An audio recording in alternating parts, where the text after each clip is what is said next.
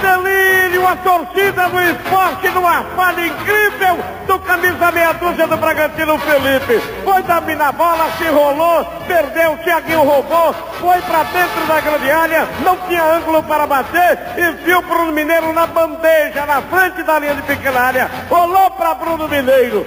Ele bateu na saída do goleiro Gilvan, pro fundo do barbante, vai empatar o jogo aqui em Bragança. Bruno Mineiro agora, Bragantino 2, Esporte 2, Roberto. Agora